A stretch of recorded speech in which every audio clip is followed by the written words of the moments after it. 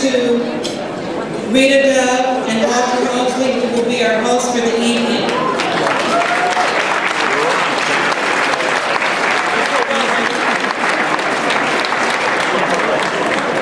Rita Dove was the first African-American to be named Poet Laureate, recently honored at the New York Public Library as a Lion.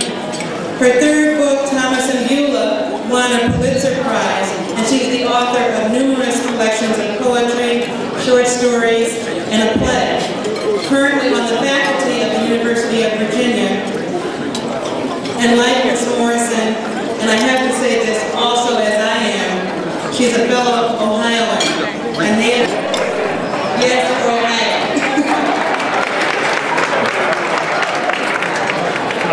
Mosley is the author of 12 critically acclaimed books. His first novel, Rebel in a Blue Dress, was made into a film starring Denzel Washington and Jennifer Beals, and Always Outnumbered, Always Outgunned was made into a film starring Lawrence Fishburne. He created the Black Genius Lecture Series at NYU and the publishing program at City University. His novel, Gone Fishing, was published by Black Classic Press. He serves on several literary and cultural boards, including the National Book Awards, and he co-chaired the National Book Foundation in 1996, the year Miss Morrison won the medal for the distinguished contribution to American letters. Please help me in welcoming Rita Dove and Walter Mosley, our MC.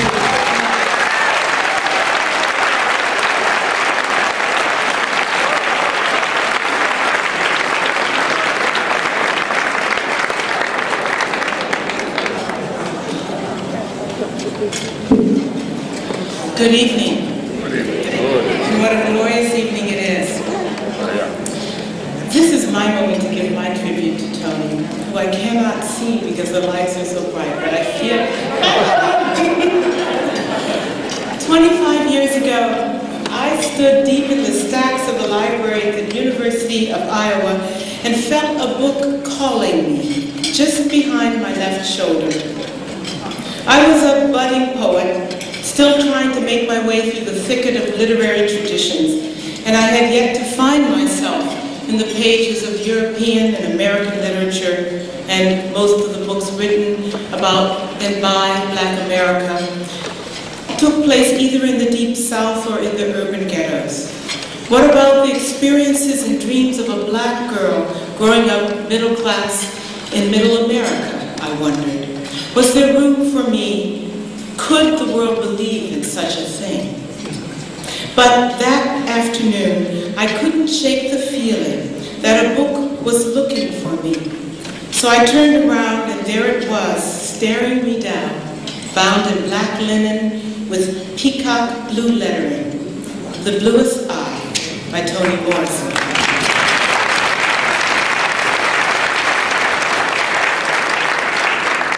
The title intrigued me. But since the library had that habit that libraries have of removing all book jackets, there was no biographical note, no photo of the author. I didn't know her, but as soon as I opened the book and began to read, I was convinced that Toni Morrison knew me. That is, she knew my people and where I came from. Akron, Ohio, one of those industrial towns sprinkled along the smudged neckline of the Great Lakes. By the time I finished reading and standing there in the library, the opening section, those 3 amazing paragraphs that mimicked those elementary school reading primers, variations on an American dream gone horribly wrong, I was certain that this writer had also experienced the double consciousness of that W.E.B. Du Bois describes. And 15 pages later came the confirmation I craved. And I quote, "There is an abandoned store on the southeast corner of Broadway and 35th Street in Lorain, Ohio. Lorain is about an hour away from Akron.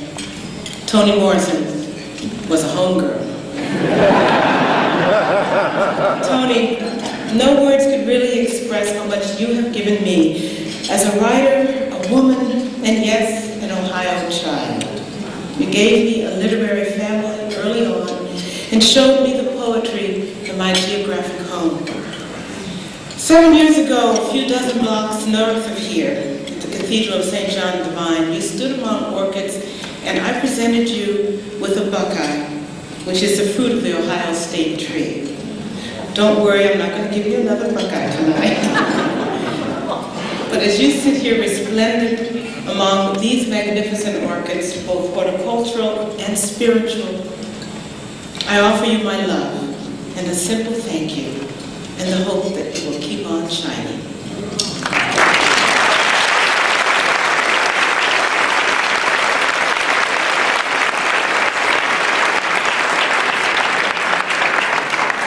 Our first three tributes for the night are from the world of colleagues and friends, the world of publishing, and the world of critics. Toni Morrison attended Howard University and has maintained her friendship with several of her classmates over the years, including former Mayor David Dinkins and our first presenter, Eleanor Traylor. Dr. Traylor is currently the chair of the Department of English at Howard University. And she will be giving the first presentation, followed by Sonny Mehta. Toni Morrison's career has placed her in the world of publishing both as an editor and an author, and so it's only fitting that we have a tribute from Sonny Mehta, her publisher, president, and editor-in-chief of Alfred A. Knopf. I'm also going to give a tribute to Toni. I'm a little nervous about it. To use words to describe Toni Morrison, I didn't think I could ever succeed. And maybe I won't, but I want to thank Toni tonight for having me here. I want to thank the Toni Morrison Society for having this evening and having me here. And I love you and Rita. I mean, anybody would.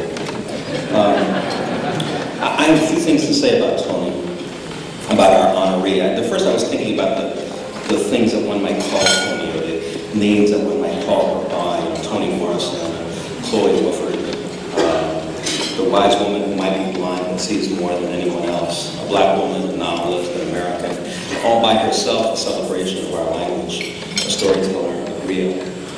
Tonight you're going to be hearing a lot about her triumphs, the profound impact that she's had on the millions around the world, the power of her narratives and how those stories will travel down the centuries, making it so that our people and those that define us will always be remembered. Making it so that those who remember us will learn from our mistakes and our tragedies and our victories. These future generations will learn of us by reading, and therefore they will always experience us fresh and alive. That's what we all know about Toni. But I had a couple of things that I just wanted to say. The first is that I always enjoy being in Toni Morrison's company, always. And whenever I've been lucky enough to be in her company at some event, either an event about her or some event that she's going to, Toni's always been warm, she's always been personal, she's always been very, very friendly. Down home is what we call her. She's also always been very, very mischievous. Sometimes she makes me a little uncomfortable. But you know, whenever I see her, I always know that I'm going to laugh, and I always know that I'm going to feel good. And so that's why I was so happy to come tonight. My second tribute is about a political as well as an artistic achievement. You know, we have people in the 20th century, Marcus Garvey, Martin Luther King, Malcolm X. Some of these leaders and others are these great leaders who have tried to remind us, African Americans, that we're not only Americans, but we're part of a wide world community. And it also tries to remind the world of the plight of black people in America throughout that century. Toni's writing and her teaching has always been a part of the international arena. And even though she...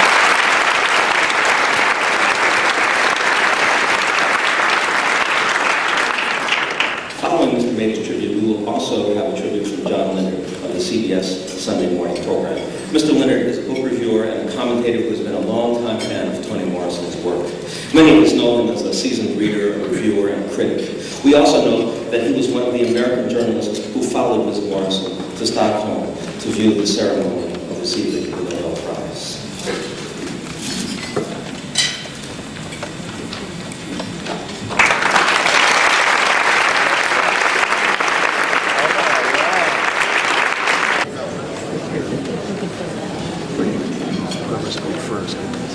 We managed to grow as well well as anyone until we met. But since that time, I cannot remember with clarity a moment when I did not know my friend.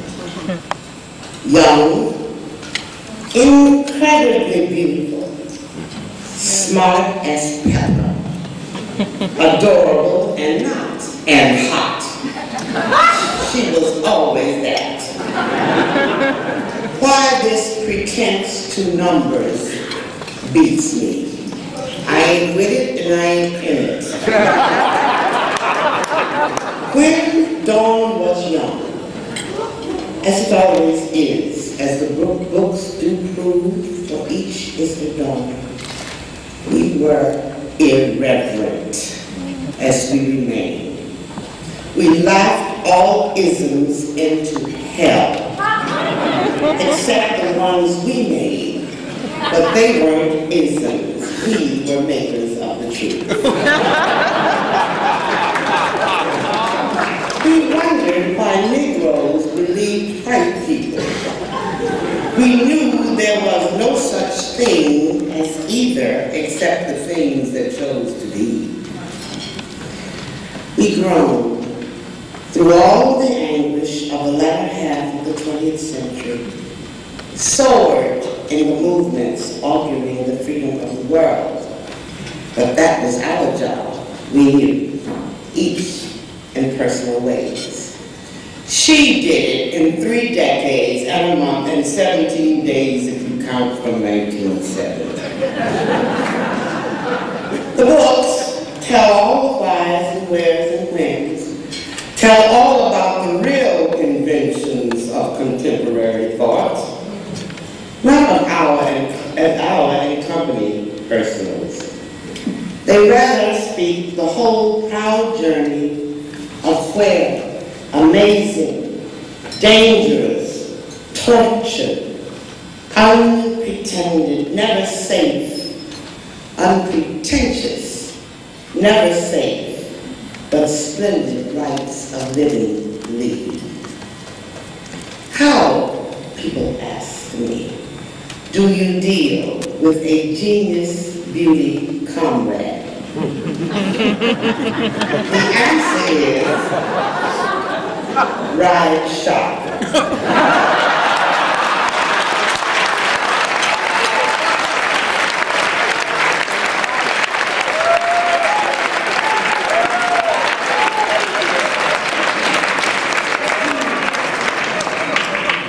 Ride shotgun like all the women did. Ride shotgun and you will learn your own dreams and beauty. Ride shotgun and you will say all your life. Now stand y'all, them bushes will not save you and I own the light. If birthdays are highlights, yours keep him shine on. And all.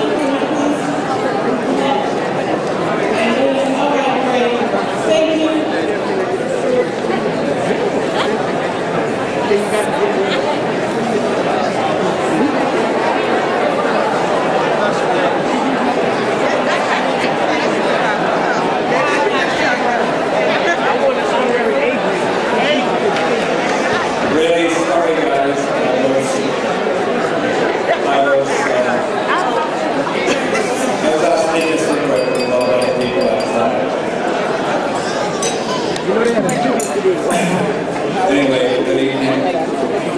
It says in the program that 6 years ago, Knopf has been privileged to publish many writers of great distinction. And it can certainly be said that among the most distinguished has been Toni Morrison. Let's consider the book. In 1970, Blue Sky. In 1974, Sula. In 1977, Song of Solomon. 1981, Car Baby. 1987, Beloved. 1992, Jazz. 1998, Paradise. Each novel has, and will long continue to have, a permanent place in our literature. We have one more period before we leave.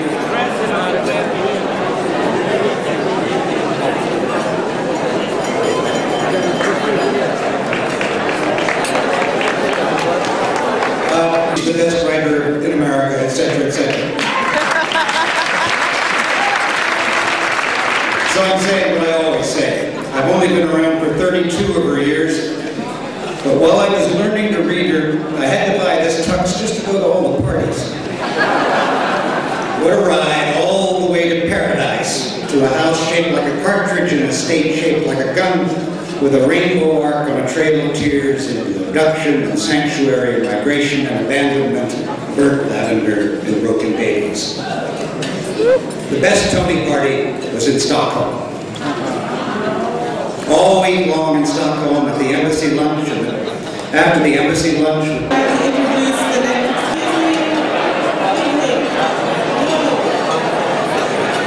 You will continue quietly.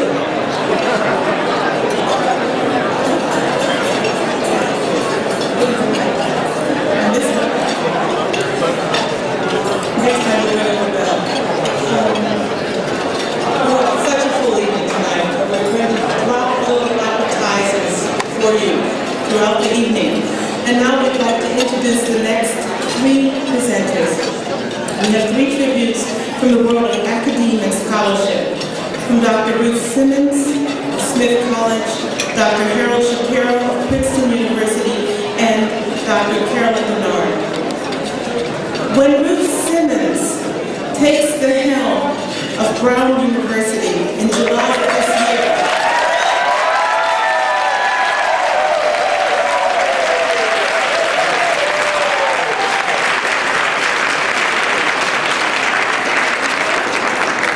she will become the first Black president of an Ivy League school.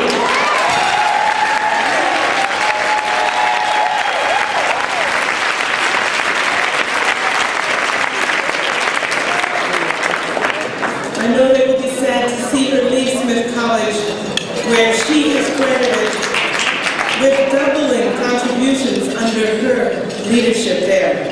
And as if that is not enough groundbreaking work to do, she is also the former director of African American Studies at Princeton, where she was the one who recruited Toni Morrison, Cornel West, and Arnold Anderson.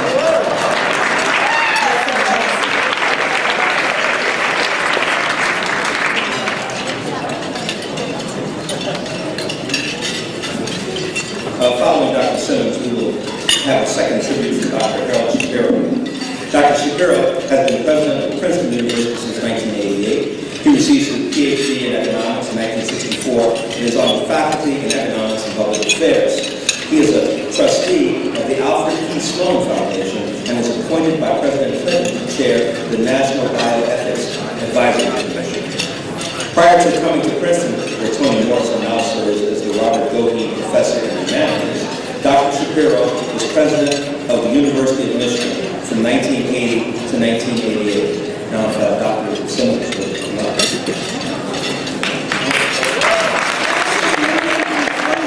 We're going to freeze this time. Carolyn Leonard is the founder of the Toni Morrison Society. She currently serves as the chair of the advisory board of that society. A Morrison scholar herself, Dr. Leonard has published numerous articles on our Nobel laureate. She is Associate Professor of English at Georgia State University. She will be following Dr. Shapiro.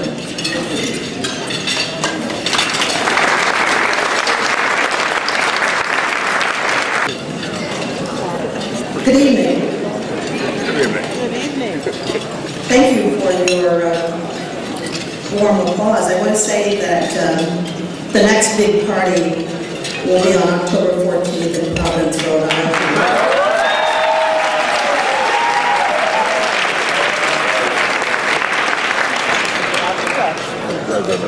Toni Morrison's wise protagonist, the word parable, her novella, dress, which you can read in the calls word sublime, because it makes meaning that in turn secures our difference as human beings.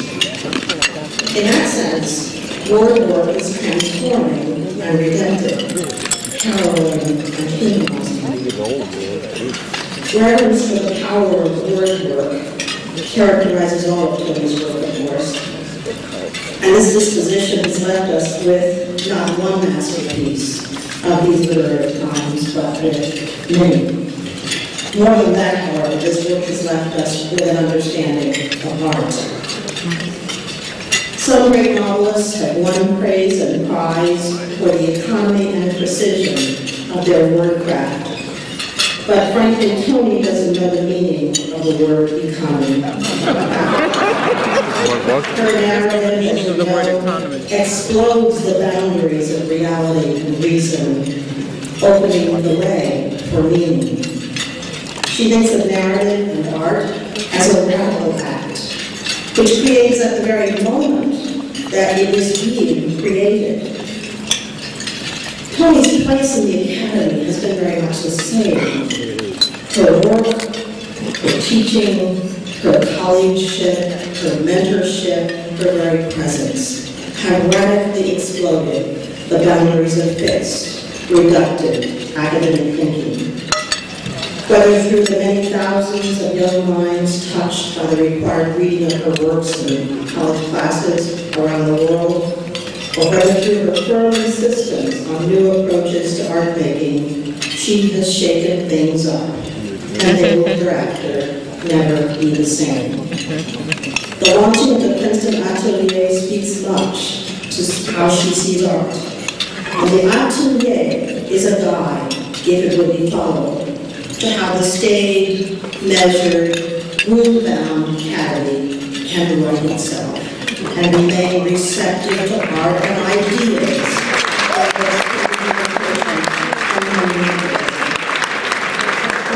can pay tribute to such large and generous contributions. I think her own words are best. Toni, the sweep of your art has sometimes broken our hearts with the courage and clarity of its vision. The astonishing brilliance with which you practice your craft has challenged and nourished us. Thank you for allowing us to share many, many moments of delight and grace. Happy birthday.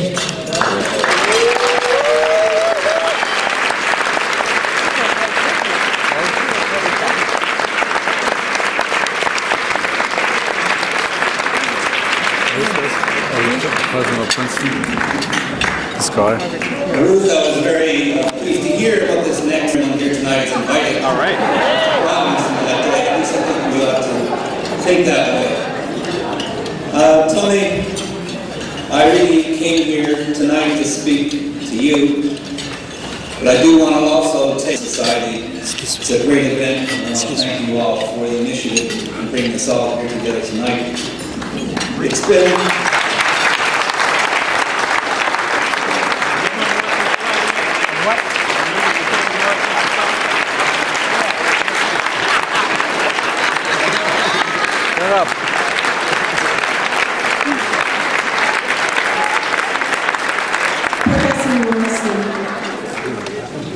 we are the ones who read, teach, write about, think about,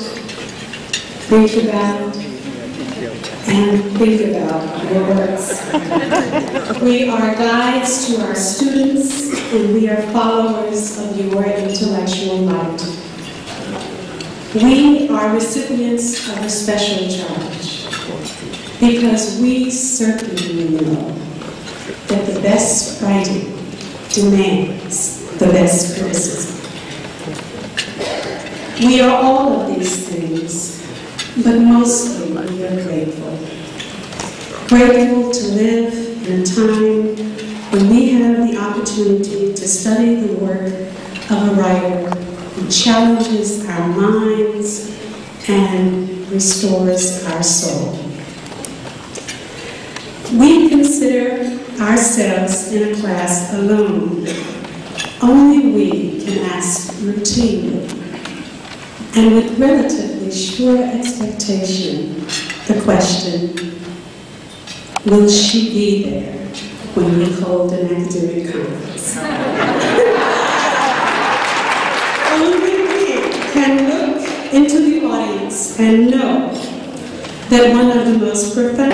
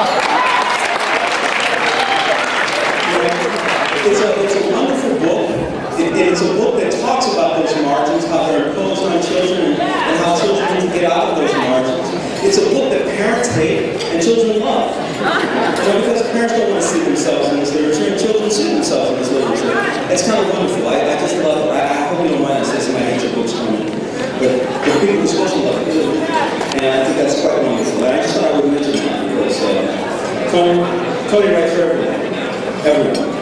Anyway, our next tribute is to the world of readers and the international world. Oprah Winfrey has had an incredible impact on the world of readers and the business of publishing. From our own book club to book clubs around the country, we know that the world of readers is growing. She's earned several Emmy Awards for her television show. She runs her own film production company, Harpo Productions, and publishes her own magazine. She is engaged in many other activities and is a powerful advocate for women and children around the world. She has been recognized by the NAACP, the National Book Awards Foundation, and too many other organizations to mention here. Ms. Winfrey is a strong proponent of Toni Morrison, her books, and her film.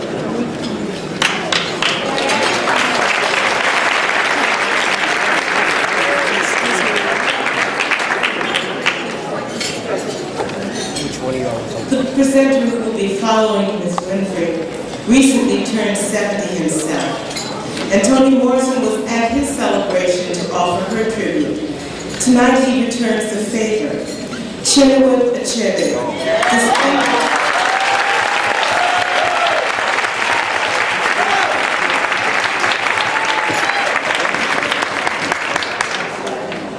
Chinua Achebe, distinguished Nigerian writer, author of that great novel, Things Fall Apart, which changed all of our lives.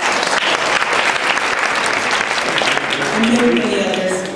Professor at Bard College is with us tonight as well.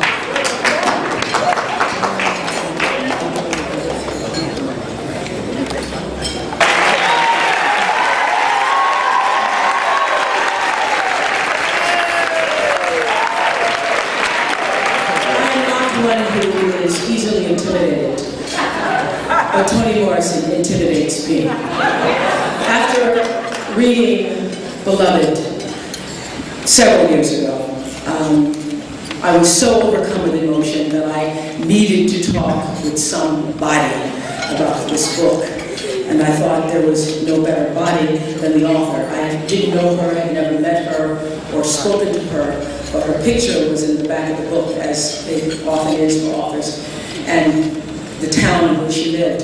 And I tried calling up, and her number, of course, was unlisted. And then I put my reporter skills to use, and so I called the fire department. Told them that this was an emergency. With the show, something was burning, and I needed to speak to Miss Morrison.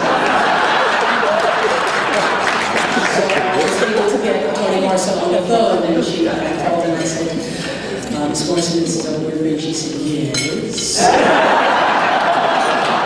said, I just have to let you know, I just finished reading Beloved, and I don't know what to say. I said, Miss Morrison, do people tell you that sometimes they have to go back over the paragraphs and they have to take in the words, and sometimes they have to go back a page, and sometimes they have to go over it again and again? And she said, yes. That, my dear, is called reading.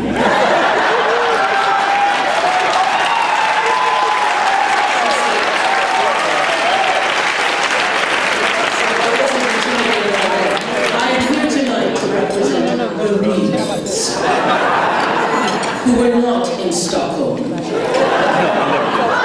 just were reading from our beds.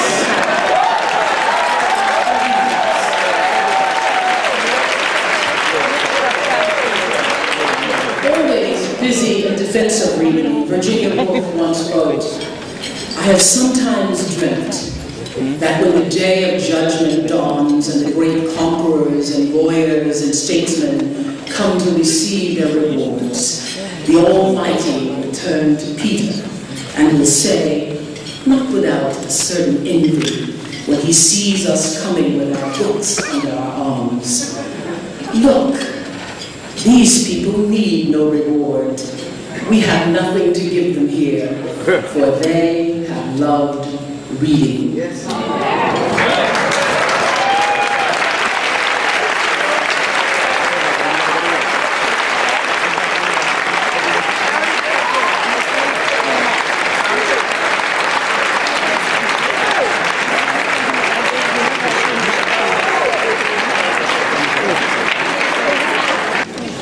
Because the letter I got from the organizers was a wonderful occasion. Said I should speak for 2 minutes. Well, 2 minutes? I don't think so.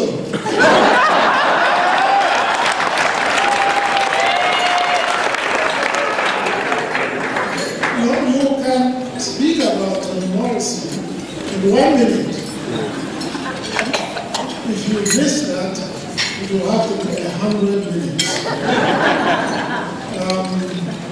Well, I come here not representing the international community, but I come from the older branch of Toni Morrison's family.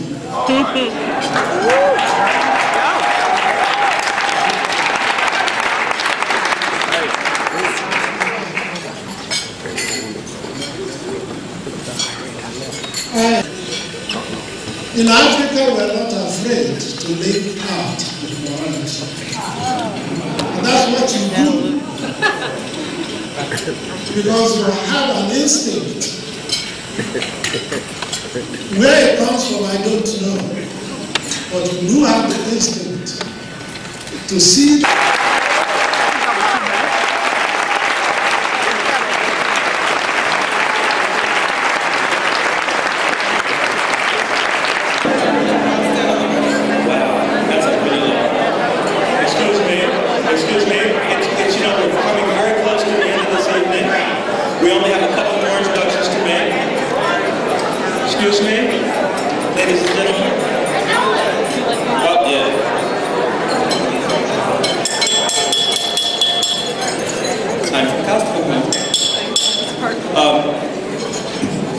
we're almost finished. But of course, there's always things added to the end. I got a little note here that I'm supposed to read to Ms. Morrison. It's from Cornel West. He was unable to make it, but he wanted to let you know how he felt. He said, "My dearest Toni, our towering literary artist and my loving friend, I wish you a fabulous birthday and a wonderful event. You mean the world to me and to us. Love, Cornel West."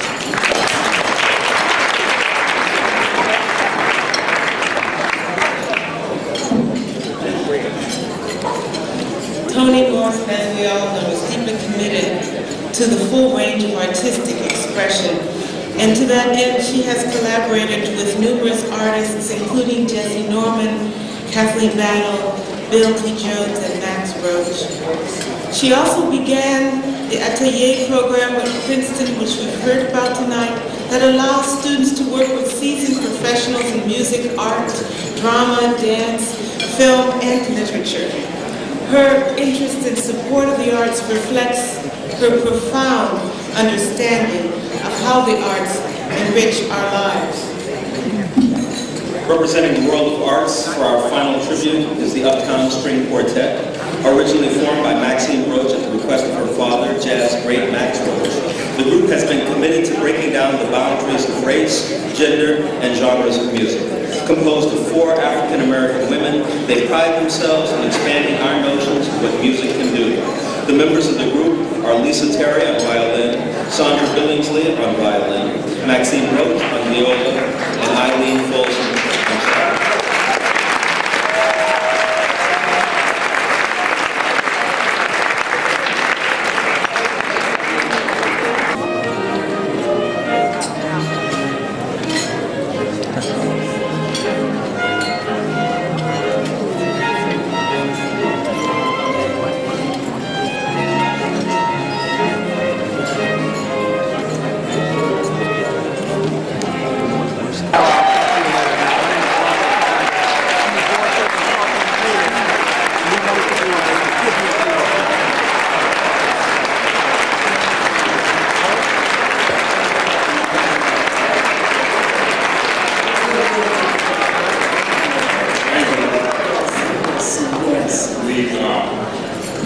Ossie Davis and Ruby Lee.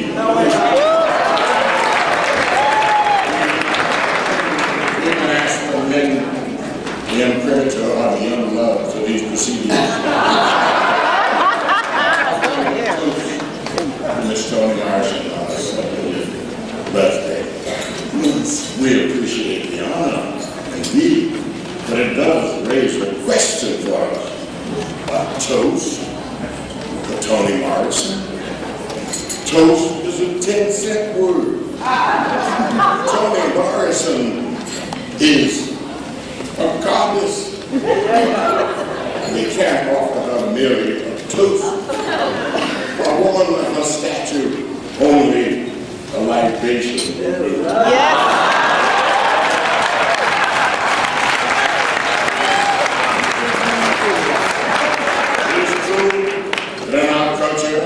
We normally say libations to those who have passed over. And we would be glad to do so now, except that the circumstances in which we, the children of Mother Africa, find ourselves are dire indeed. Toni, we need you. We can't afford to wait.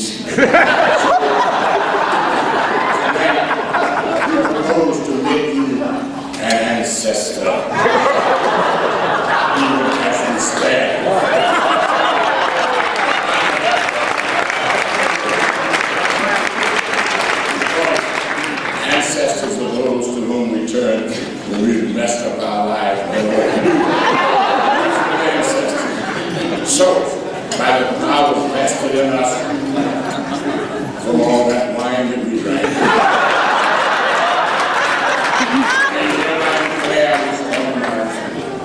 and ancestor, and all the powers and privileges appertaining relevant to the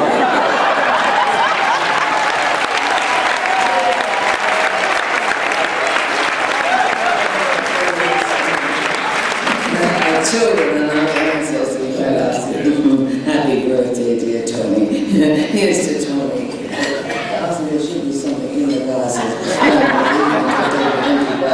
I mean, you did. Yes, please, something. With that. And happy birthday, happy birthday.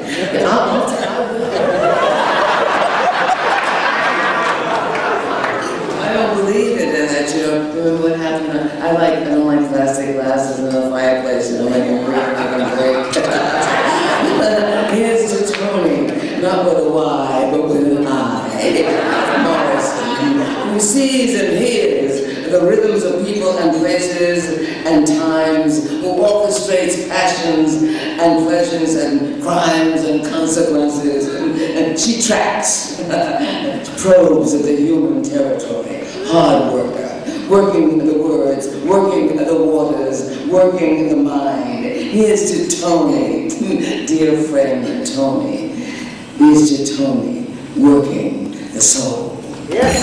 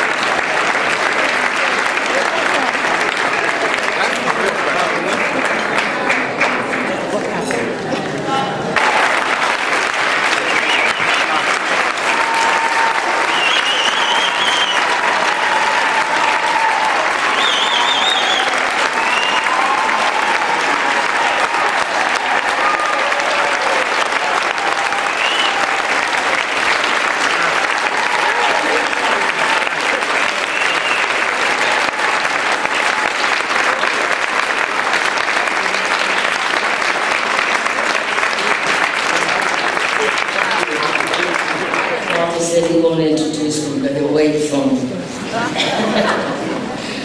I can't tell you how lovely it is to have a meeting where people are standing around and say nice things about you. It really feels good. I'd like to be very modest about it, but I can't tell you how warm and wonderful it feels. And I'm delighted to have this occasion with knowledge, really good offices, and a good heart of those institutions and corporations who helped make this night possible. Their enthusiasm and their support of the people who are listed in your program means great to me. My agency, my publisher, Coca-Cola, AOL, Warner, American Express, I'm very impressed. Harvard's enthusiasm. I am grateful to you. And of course for the cooperation of these chairpersons, Skip, Gates, and Jessye Norman, and the hosts, my good friends, Rita and Walter, but particularly the driving and the loving and the elegant work the Toni Morrison Society.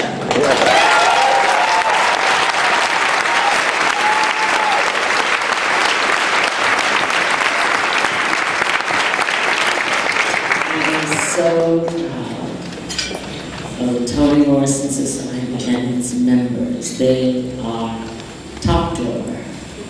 They are fabulous. And I love each and every one of them. I have to tell you that when I began to write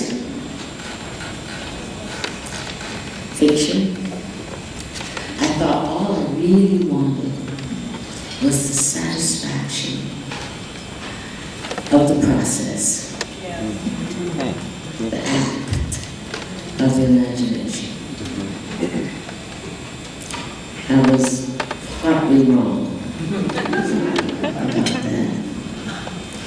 Because I learned very quickly that in addition to the act, the process, I wanted readers.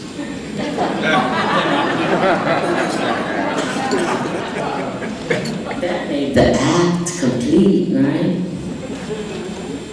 So I was able over time to get some readers. And I thought that was the completion of the act. But I was wrong partly about that too.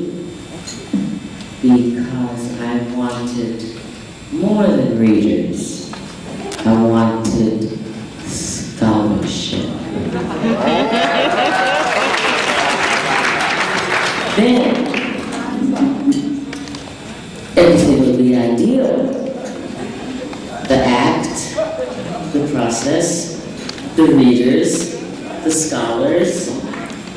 But I was partly wrong about that. What I wanted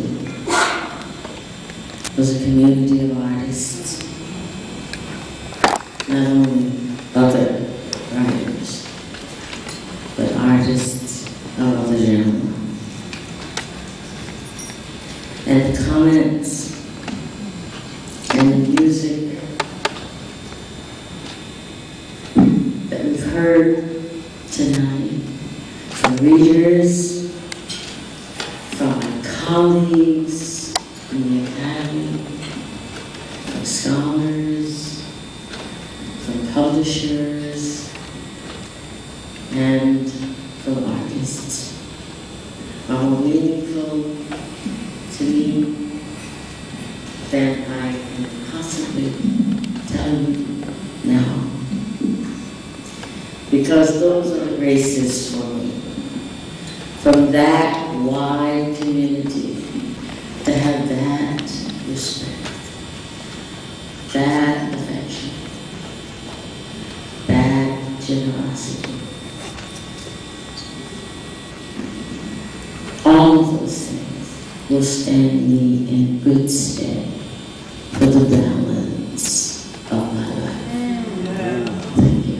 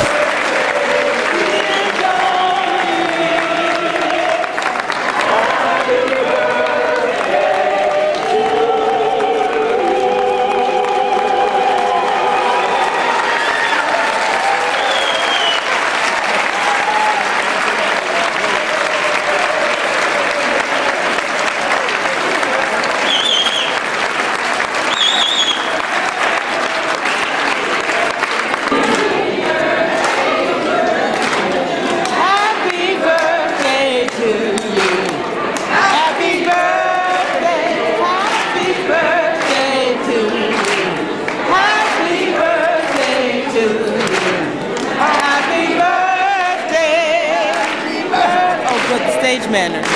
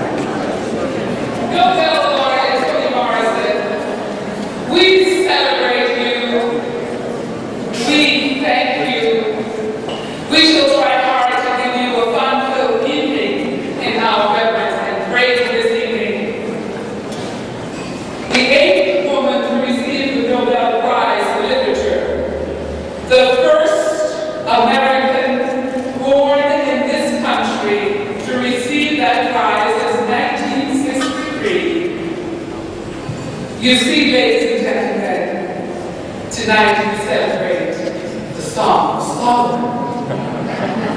Tar Baby, Beloved, Paradise, The Bluest Eye, Sula, Dreaming Image, and oh yes, we celebrate jazz. Toni Morrison is all this and so much more. She embodies the essence of Maya Angelou's phenomenal woman and the dazzling courage of the women who run with the road.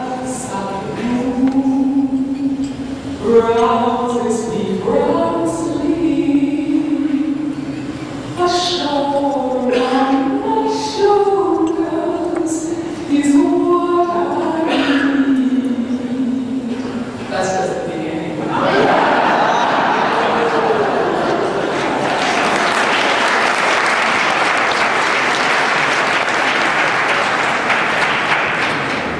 We are all honored that you walk among us, Toni. Please accept these expressions of our true devotion and love, and have a good time tonight.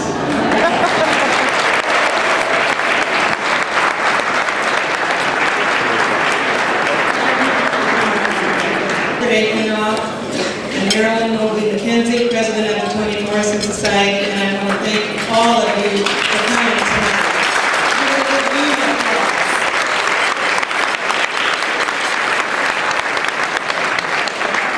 We are so happy you have joined us this evening to celebrate one of the greatest writers in the world.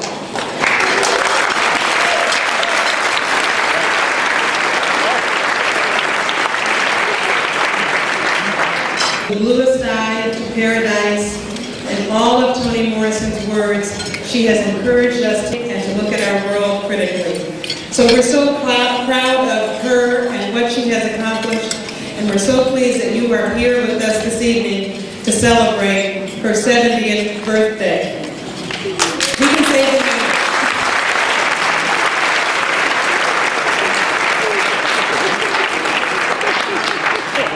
The Toni Morrison Society, as you will see in your program book, is a group of scholars and readers who have been reading and studying